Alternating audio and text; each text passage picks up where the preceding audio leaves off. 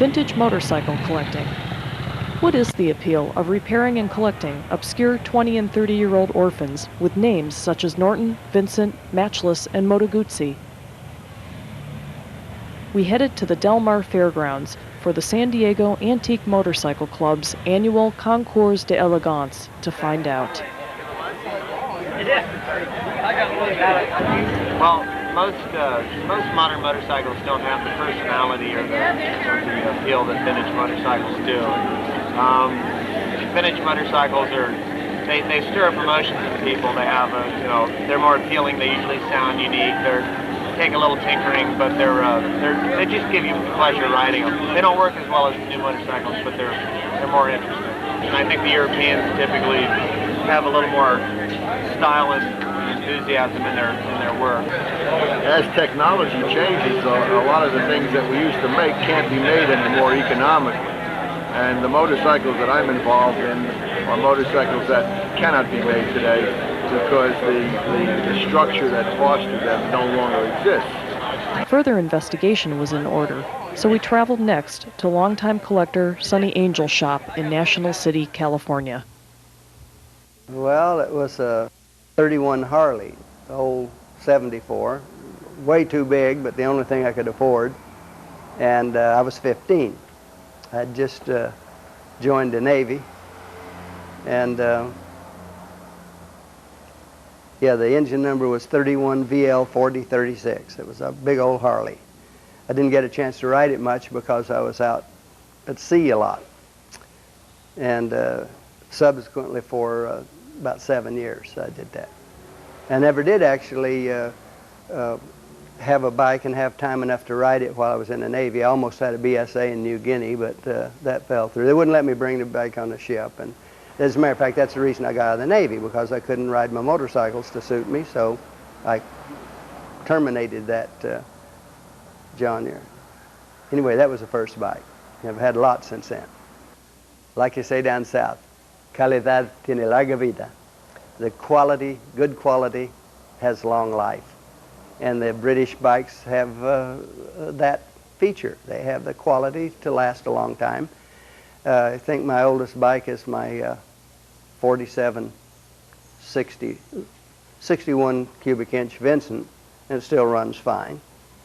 And so, yeah, they just are well made, and it's like a Solingen knife or Spode china. Those are just very good articles, and they have a long life and pleasure to own. Probably the one I've had the longest continuously is that 47 Vincent. Got broken a bushel basket in 1950. It's a red one right there. I rode it back and forth to work for a year. Then I took it to Rosamond Dry Lake, and it ran, I rode it up there, and it ran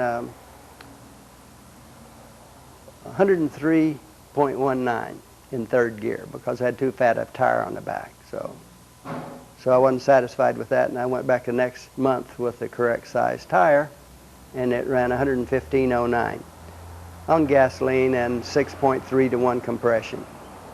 27 years later, I took it back to Bonneville and run 144.95, which makes me think now that I've got a 144 mile an hour motorcycle unless I do some radical changing, and that'll be the next effort. But next time it'll go faster because I'm going to reduce the frontal, make it skinnier, and 2 or 3 other things to make it go. I always wanted to run 150, and it's got to do that before I quit. I was a machinist mate in the Navy, but they'd never let me close to the machinery. Well, at least not the lathes and the mills. They taught me how to paint the bilges pretty good. So when I got out of the service, I started a store, and I bought me a lathe, and I've got 2 or 3, and a milling machine, and welders, and I learned how to use all those, and I make a lot of special parts. I made a lot of special parts for that Vincent that I ran at Bonneville last. Shifting lever and brake pedal and gas tank cap and a lot of the little special parts, brackets and things, and it makes it work better. Makes it work better. This is the idea room. There's all sorts of them here. I bought this milling machine about 20 years ago, and it didn't have any handle on this end, So with a Norton Kickstarter and this little piece I made, and a second gear out of a Norton transmission, and a spring from a Dell'Orto carburetor, that makes a handle that works and is spring loaded so it won't wind you up like a windmill. When you can't get it, well, you have to make it sometimes. These are some foot pegs.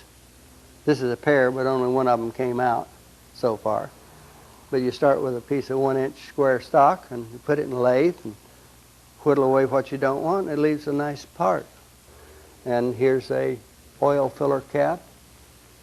It's a much nicer piece than a little piece of plastic that's standard. Most of the stuff is for looks and for just something better. There's a cover for a Norton transmission, and there's a cover for a Norton tappet. This is a little bevel gear window for a Ducati, and much nicer than the little plate. And you can see the gears turning when the engine's running, and it's a poor man's oil gauge because it will, when you first fire up the engine, you can't see the gear. And as soon as you can see the gear, that means the oil's thin enough to run. These are air horns for the carburetor. They made little plastic ones I didn't like, so I thought that was a nicer piece. It takes about 4.5 hours to whittle that out of 3-inch bar stock. But they'll last forever, and they flow more air. I'm making a racing Ducati, and this is my gas cap. It's all aluminum, all homemade, stainless steel and aluminum. Now I've got to make a tank to fit it on.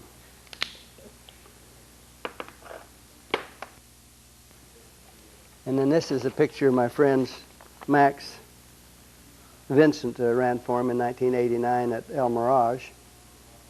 And it got to 156 miles an hour and sheared the crank pin. I would like to rode that because it should have done about 200 miles an hour. He tore it up and made this other thing here that we just went to Bonneville and ran a few days ago. And there's the pictures of that. Don Vesco rode this. It would be beyond my realm because I have no experience in that direction. But it should run fast when he gets it redone. And there's a picture of another famous motorcycle owner, Vincent Mann. Jay Leno and Sonny Angel, October 1991. Wow, that's 4 years ago. I thought it was only a couple years. Time flies when you're having fun. I rode a BMW down to Mexico City and back in a fit of enthusiasm. 6,200 miles in 21 days. And rode a Harley down to Florida and up to Canada and back. And rode a Triumph all over Europe one summer, about 8,000 miles, 3 months. So, yeah, I guess you could say I was a motorcycle man.